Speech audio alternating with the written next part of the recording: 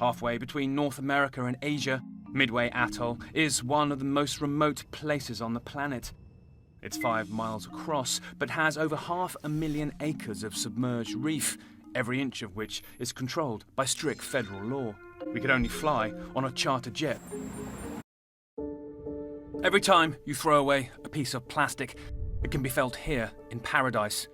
This is Midway Island in the Pacific Ocean, one of the most remote places on the planet, but one of the hardest hit by pollution.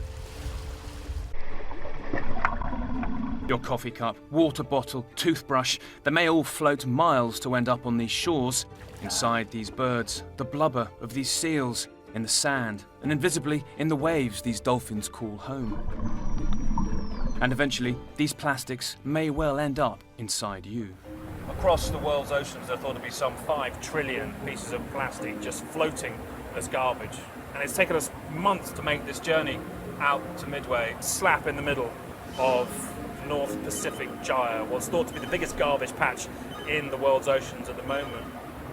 Just remember, none of this was used or brought here. It floated here for thousands of miles over months. We're 1,300 miles from the nearest city.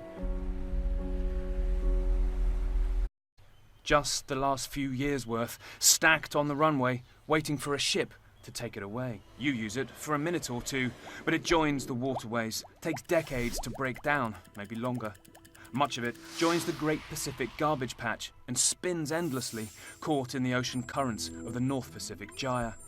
The patch isn't easy to see, often an almost invisible soup of tiny particles made when larger bits of plastic break down. Pound for pound, by 2050, there'll be more plastic in the ocean than fish. Midway is right on its edge, a rare place from which you can peer into it.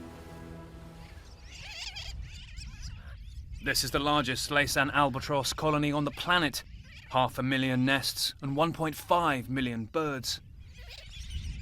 Fragile albatross chicks struggle to survive at the best of times, and this is the time of year where they first learn to spread their huge wings, custom built to let them swoop into the sea and catch their sea life prey.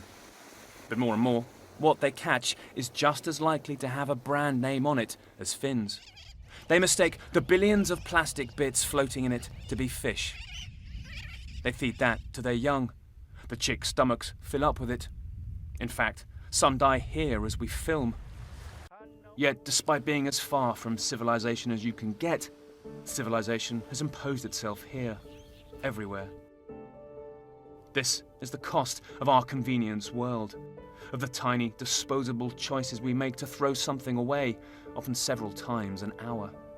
And this is just the beginning of what those choices are doing to our planet and future.